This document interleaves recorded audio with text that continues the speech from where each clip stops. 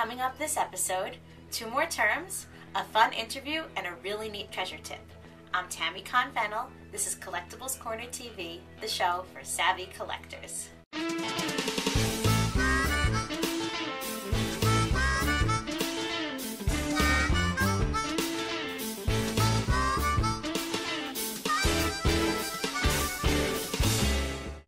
Welcome to the show. A bit of news before we start. Goebel, who are the producers of Hummel, announced that there's a company that's going to be resuming the production of Hummel figurines, because in June they had announced that they were discontinuing them. So this is really good news for Hummel collectors. I'm going to give you any information that I find out as I learn it, but that's all they've announced so far, that somebody's going to be taking it over and that they will be produced in Germany.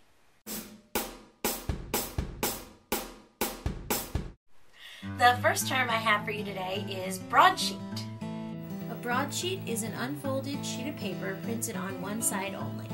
It's characterized by long vertical pages, typically 22 inches or more.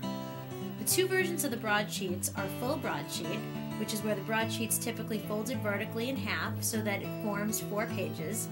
The front page, front and back, and the back page, front and back. The 4 pages are called a spread. Inside broadsheets are nested accordingly. And the half broadsheet. Now the half broadsheet is usually an inside page that isn't folded vertically and just includes front and back.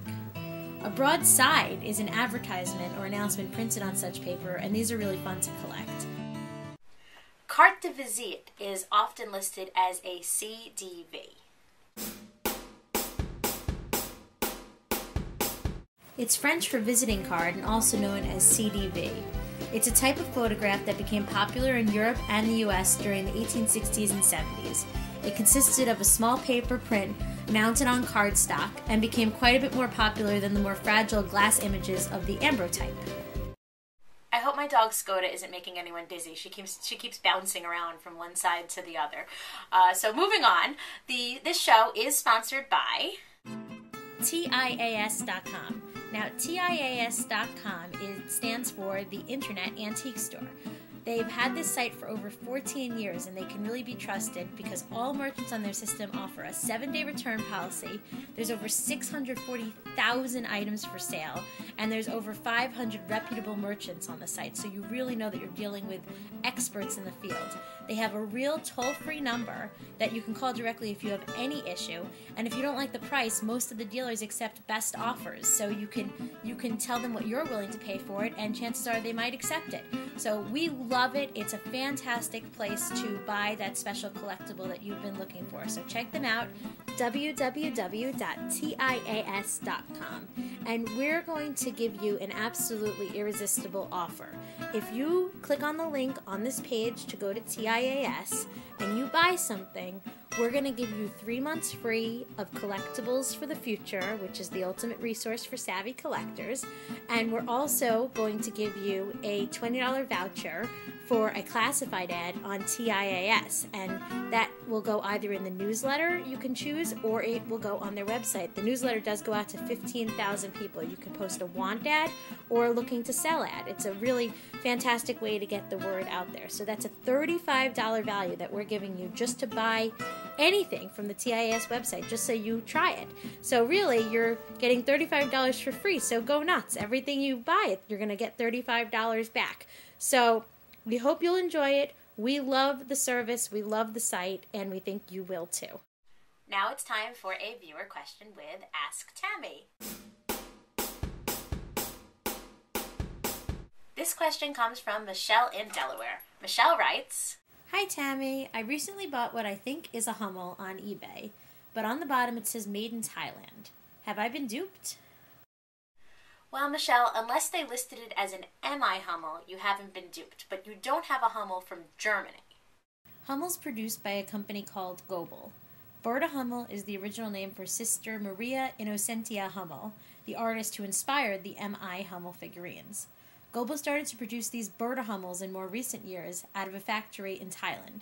They're still inspired by Hummel art, but they don't have the same care and attention given to them as the ones that came out of the factory in Germany. Make sure you pay a bit less for these if you're buying them online, but enjoy them because they still are very cute. Michelle wins 3 months of Collectibles for the Future, the fun resource for savvy collectors. now it's time for a treasure hunter tip. I'm real excited about this tip. I only learned about it about 2 weeks ago, and I've been using it ever since.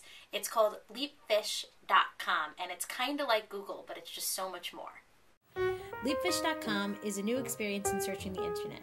It's real similar to Google, but quicker and really easy to navigate. It actually uses Google results and Yahoo and MSN, so you're still getting the same quality search results, but you also get to see news, blogs, videos, images, everything all on one page. You don't even have to hit enter. You just start typing and the results fly up. It's super quick. And there aren't annoying ads all over the place. They've made it a policy to only have 3 sponsored ads per page, so it's a really pleasant search experience.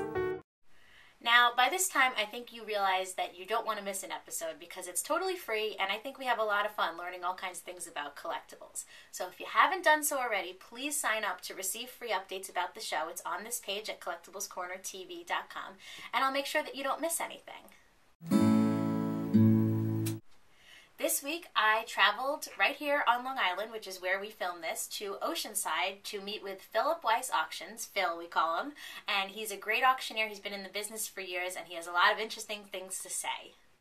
Okay, I'm here with Phil Weiss. Now, you may recognize Phil if you've seen his shining face on the roadshow. Phil is in Oceanside, and he's been an auctioneer for how many years, Phil? 22. 22. And how did you get into this business? I started when my dad owned one of the oldest bookstores in New York, so he grew up in a house full of books and collectibles, and just, naturally progressed into this. I see. And I know you sell a lot of exciting things at auction. You're the collectible guy. All kinds of things come. But what is the most exciting thing that you've ever sold here?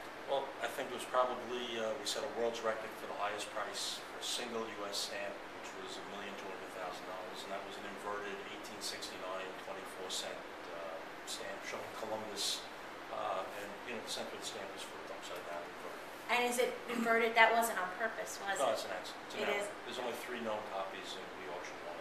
Now, a lot of people have stamp collections, but they're not worth anything near what your stamp went. What do you look for in a stamp collection to make something? In order for someone to have a collection that's going to be worth any kind of real money today, they would have had to have either inherited it from someone who spent serious money or substantial money back in the 70s, 60s, 50s, 40s. In other words, you don't have a kid who bought packets of stamps from the dealers, throw them into a stockbook or into an album, and then 50 years later, presto, they're worth money. So basically, they should have bought comic books when they went out there and spent them. The kids should have, yeah, absolutely. And Phil, for everyone who wants to bid on any of your auctions, now this is going to be airing 3 weeks from today's date. Is there an auction coming up that you would like to tell us about? Sure. We have a great sale at the end of March 29th and 30th, which is medical instruments, medical-related paraphernalia, World War II and World War I posters, and we have an unbelievable sports auction, comic art, comic books, and then a week later we have a tremendous collection of dolls and toy soldiers. Great. Okay, and your website is? www.prwauctions.com. Here, and we're going to link to that on this page. Phil, thank you so much. Okay, bye. That wraps it up for this episode. Tune in next week where I have a nice interview planned for you, but also tune in to an upcoming episode. I'm not sure exactly when it is, when I have an interview with a company that I think you'll recognize. It's kind of a surprise. I'm Tammy Confanel. This is Collectibles Corner TV, the show for savvy collectors.